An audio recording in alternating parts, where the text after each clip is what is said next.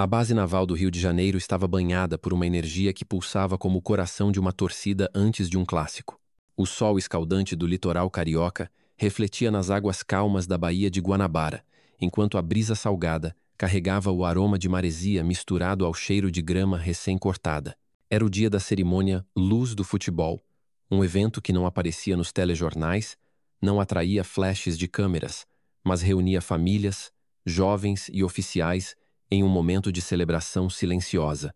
O programa, criado para resgatar adolescentes em situação de vulnerabilidade por meio do esporte, era mais do que uma iniciativa social, era um farol para aqueles que haviam perdido o rumo nas ruas, nas favelas, ou até dentro de si mesmo. Fileiras de cadeiras brancas estavam alinhadas com precisão militar no campo principal da base, enfeitadas com fitas nas cores verde e amarelo, um aceno à paixão nacional. Crianças corriam entre os assentos, rindo com bolas de futebol improvisadas, enquanto pais e mães, muitos com roupas simples, mas cuidadosamente escolhidas, observavam com olhos cheios de esperança. Oficiais da Marinha, em seus uniformes impecáveis, moviam-se com a disciplina de quem sabe que cada detalhe importa. Não havia jornalistas, não havia holofotes. Aquele era um momento para os que estavam ali, para os que haviam lutado contra demônios invisíveis, pobreza, vício, abandono, e agora começavam a enxergar um futuro. No canto mais afastado do campo, quase escondido pela sombra de uma arquibancada, um homem observava tudo em silêncio. Ele usava um moletom cinza desbotado, com o capuz cobrindo parte do rosto, e uma calça jeans que parecia ter enfrentado muitas jornadas. Nos pés, um par de tênis gastos, com cadarços puídos, mas ainda firmes. Não carregava crachá, não exibia distintivos, não fazia questão de ser notado. Seu olhar, porém, era firme, como o de alguém que já viu o suficiente para saber que as aparências enganam. Alguns olhares curiosos o encontraram, mas logo se desviaram. Quem é esse cara? Cochichou um jovem marinheiro a outro, enquanto arrumava uma fileira de cadeiras. Sei lá, parece que caiu de paraquedas aqui, respondeu o colega, dando de ombros. O homem não disse nada. Ele não estava ali para ser visto. Seu nome era Cafu, o lendário capitão da seleção brasileira, o lateral que levantou a taça do mundo em 2002, mas que agora preferia a invisibilidade. Ele não queria um microfone, não queria um palco, estava ali por uma única pessoa. João Silva, um garoto de 16 anos que, 2 anos antes, havia sido encontrado desmaiado em um beco, com uma seringa ao lado e um vazio no olhar que nenhuma criança deveria carregar. Cafu o conhecera por acaso durante uma visita a um projeto social na Rocinha. João era magro, desconfiado, com cicatrizes nos braços e um ódio do mundo que o fazia cuspir nas palavras. Mas havia algo nele, uma faísca, talvez que fez Cafu parar. Ele não ofereceu promessas, não falou de fama ou dinheiro. Apenas levou uma bola, sentou no chão e começou a conversar. Noite após noite, nos campinhos de terra da comunidade, Cafu esteve lá, ensinando João a chutar, a driblar, mas, acima de tudo, a acreditar que havia um caminho além da escuridão. Agora, João estava limpo, focado, e seria um dos jovens a falar na cerimônia, representando dezenas de outros que o programa Luz do Futebol havia resgatado. Cafu sabia que sua presença ali poderia atrair atenção indesejada, então escolheu o anonimato. Ele não estava na lista de convidados, isso era intencional. Não queria ser anunciado, não queria aplausos. Mas, enquanto observava o campo com seus uniformes impecáveis e rostos cheios de expectativa, ele também sabia como o mundo funcionava. Ele não pertencia àquele cenário militar, com seus protocolos e hierarquias. Ele parecia deslocado, e isso, ele sabia, poderia custar caro. Uma voz cortante rompeu o burburinho da multidão. Ei, você aí! Um homem em um uniforme preto impecável, com insígnias brilhando no peito, avançou em direção a Cafu, segurando uma prancheta com a autoridade de quem comanda. Era o suboficial Carlos Mendes, um oficial conhecido por sua rigidez e por não tolerar desvios às regras. Seus olhos, escondidos por óculos escuros, não demonstravam emoção. Esta área é restrita a participantes e convidados autorizados, disse ele com um tom que não deixava espaço para diálogo. Cafu ergueu a cabeça lentamente, o capuz deslizando um pouco para trás, revelando traços que para qualquer brasileiro seriam inconfundíveis. Mas Mendes não estava interessado em rostos. Ele viu apenas o moletom, os tênis gastos, a ausência de um crachá. Não estou na lista, respondeu Cafu, com uma calma que parecia quase desinteressada. Estou aqui por João Silva. Mendes riu, um som seco e desdenhoso que ecoou entre as cadeiras próximas. João Silva, o moleque que vai falar, e quem você pensa que é? O treinador dele? O pai? Ou só mais um curioso querendo um lugar na festa? Ele deu um passo à frente, apontando a prancheta como se fosse uma arma. Última chance. Saia agora, ou chamo a segurança. Cafu não se moveu. Seus olhos, agora fixos em Mendes, carregavam uma mistura de paciência e algo mais profundo, talvez a memória de todas as vezes em que foi subestimado, nas ruas de São Paulo, antes de se tornar quem era. Ele abriu a boca para responder. Mas antes que pudesse, Mendes fez algo que ninguém esperava. Com um gesto deliberado, ele pegou uma garrafa d'água que segurava, desenroscou a tampa e despejou o conteúdo sobre o ombro de Cafu. A água gelada escorreu pelo moletom, pingando no chão, enquanto o plástico da garrafa tilintava contra a prancheta. Um silêncio mortal caiu sobre o campo. As conversas pararam, as cadeiras rangeram enquanto as pessoas se viravam, atônitas. A água formava uma poça aos pés de Cafu, manchando o concreto, mas ele não reagiu. Apenas piscou, como se a água fosse apenas uma inconveniência passageira. Seus olhos permaneceram fixos, não em Mendes, mas em algum ponto distante, como se ele estivesse acima daquele momento. O suboficial, porém, não parecia perceber o peso do que havia feito. Ele ajustou os óculos escuros, fingindo desprezo, mas sua voz cresceu, agora claramente destinada à plateia que se formava. Eu disse que você não está na lista. Isso não é um pedido, é uma ordem. Cafu finalmente se moveu, mas não em direção a Mendes. Ele se abaixou lentamente, pegando a mochila que estava a seus pés, limpando algumas gotas d'água do tecido com um cuidado quase reverente. Então, ergueu o olhar, ainda calmo, e disse, com uma voz tão baixa que quase se perdeu no vento: Eu disse que estou aqui por João Silva. Mendes riu novamente, agora com um tom cruel. João Silva é? Então o que você é? O guru dele? O salvador da favela? Me poupe.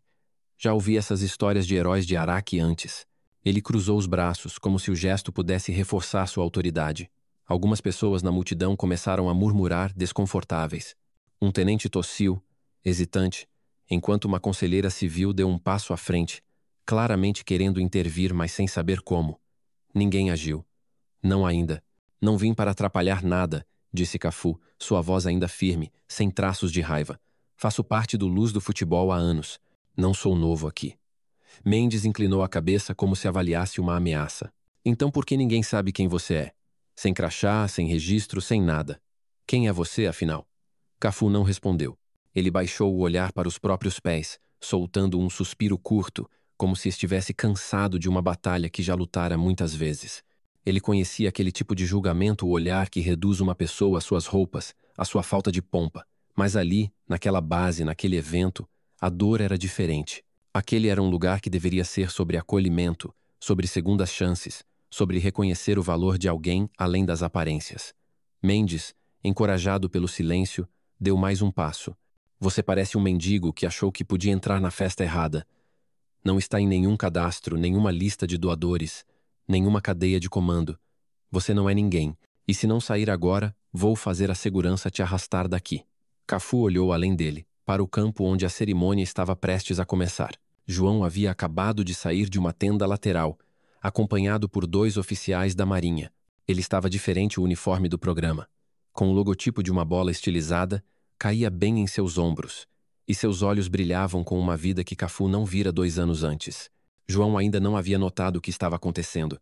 As mãos de Cafu apertaram a alça da mochila por um instante, e sua expressão vacilou, não por raiva, mas por uma tristeza antiga, como se ele lamentasse não por si, mas pelo que as pessoas se tornam quando esquecem os valores que juraram defender. Mendes levou o rádio à boca. Controle, temos um civil não autorizado aqui. Solicito. Mas antes que ele pudesse terminar, uma voz jovem e urgente cortou o ar. Para. Todas as cabeças se viraram. Era João.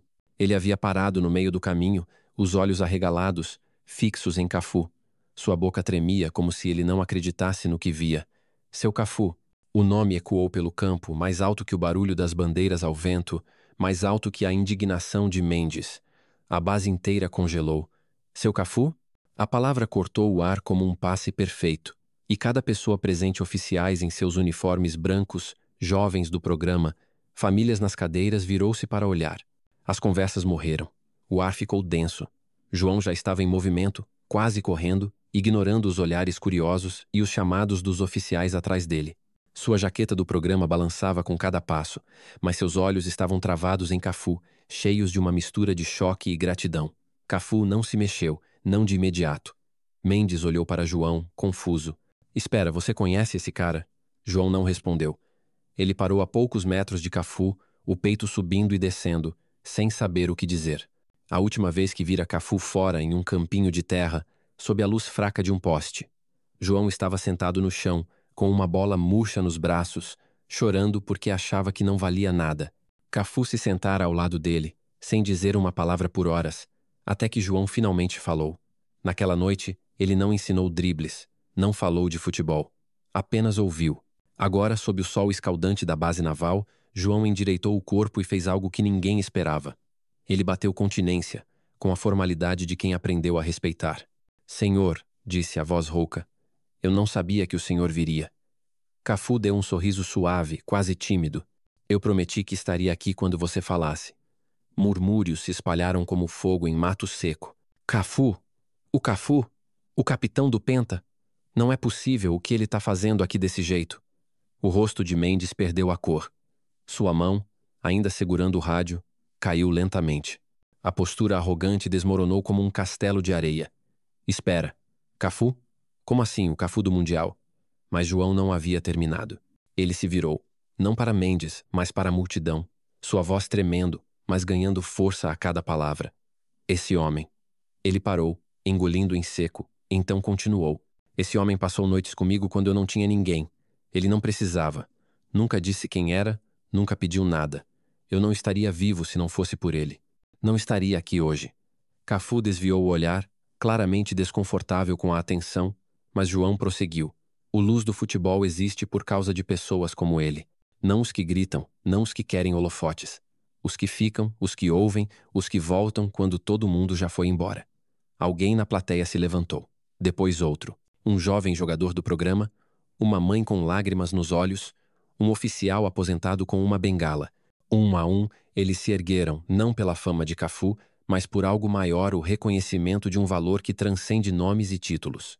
Mendes recuou um passo, seus olhos varrendo a multidão, como se procurasse uma saída.